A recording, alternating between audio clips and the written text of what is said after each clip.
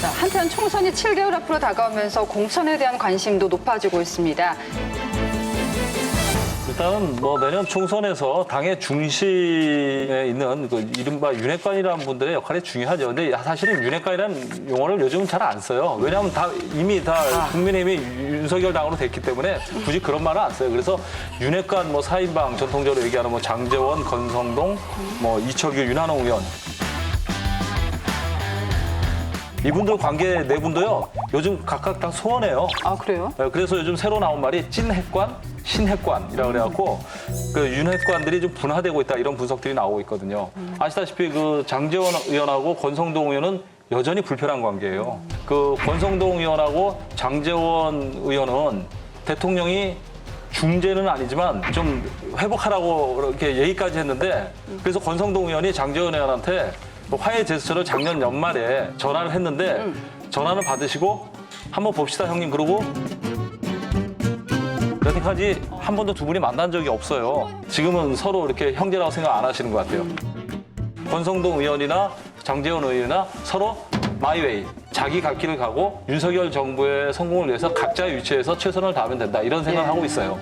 그래서 권성동 의원은 지금 그 당의 운영이라든가 공천에 거의 관여를 안 하고 계세요. 의정 활동만 하고 있고 내년 총선 이후에 4.10 총선 이후에 자신의 역할이 있을 것이다라고 기대를 하고 있고 그런 그림을 그리고 계시고요. 장제원 의원은 아무래도 이철규 의원이 사무총장이니까 그 중심으로 해서 박수영 의원, 박성민 의원 이렇게 네 명이 지금 사실상 그 당의 그 총선 공천 작업을 준비하고 있다고 보시면 됩니다. 어차피 총선은 그 대통령이 뭐라 그랬습니까?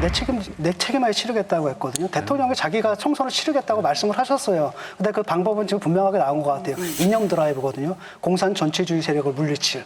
그러니까 내각에다가는 뭐라고 얘기를 합니까?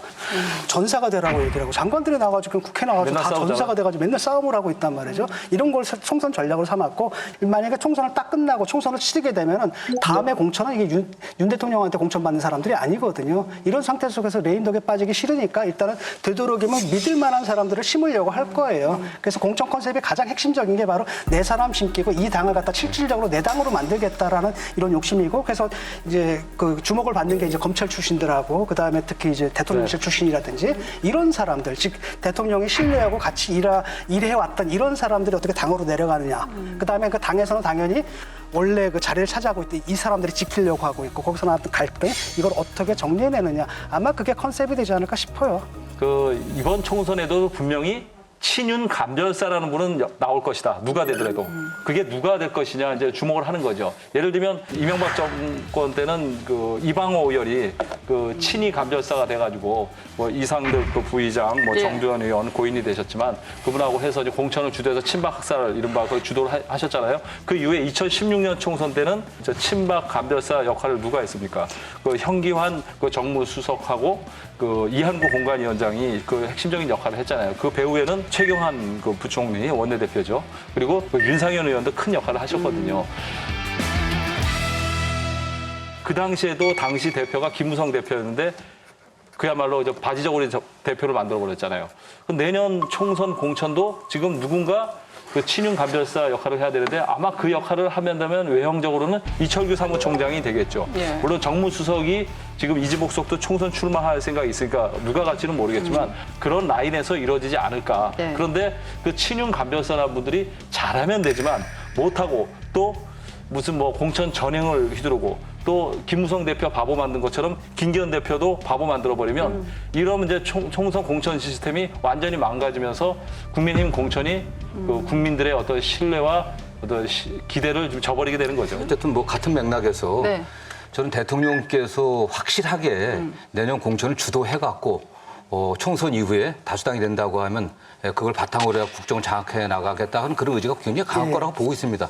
그러려고 하면은 당내에서 윤 대통령 말고 2인자, 3인자를 두질 않을 겁니다. 그러려고 하면 초선 재선들 중에서 돌격대 역할을 할 수 있는 이철규 부총장 같은 사무총장 같은 사람은 총대를 매고 하겠죠. 그러면서 분명 김기현 당대표 같은 사람들은 똑똑하게 둘 겁니다. 왜냐하면 김기현 당대표는 또 그 이후로 또 도모할 분들이기 때문에 절대 용산의 대통령실의 의지에 벗어나게 하지 않을 겁니다. 대통령실과 긴밀하게 접촉하고 실무는 사무총장이 하고 그렇게 해갖고 확실한 친윤 어떤 공천을 하고 그에 바탕에서 대통령 이름 갖고 승부를 보지 않을까 저는 생각합니다. 얼마 전에 그 김기현 대표, 뭐 박수영 의원 이런 분들이 용산에 가서 대통령께 애지간한 곳은 다 경선 치르겠다 이게 보도가 됐어요. 그래서 대통령께서 그러시라고 당에서 알아서 하시라고라는 그 대화의 내용이 보도가 됐는데 이 보도의 내용은 적어도 겉으로는 그렇게 보이고 싶어 한다는 의도가 보이는 거잖아요. 실제적으로 자신의 이익을 위해서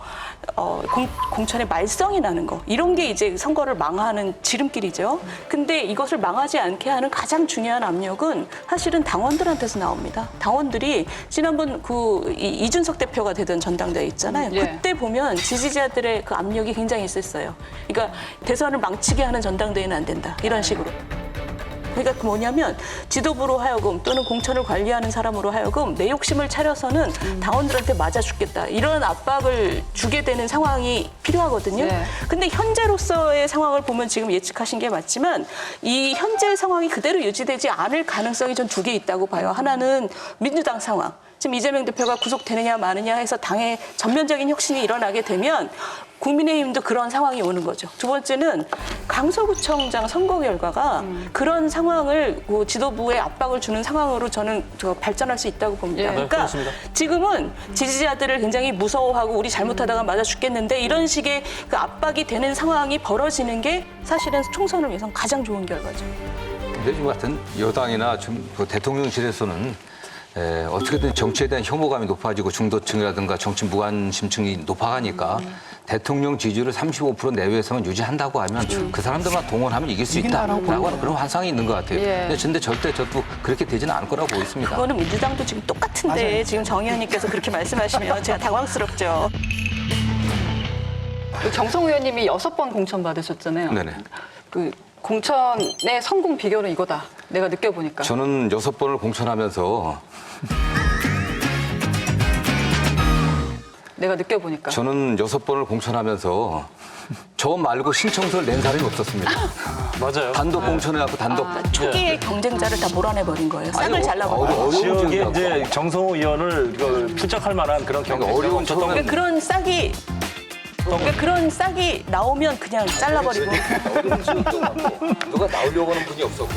그냥 저는 잘라버리고. 그래도 어려운 지역이어갖고 누가 나오려고 하는 분이 없었고. 결론은 인물이다. 예, 알겠습니다. 조기 진압을 해버려가지고 아예 그냥 싹이 자라나지 못. 한 번도 경선을 하지 못했습니다. 결론은 인물이다.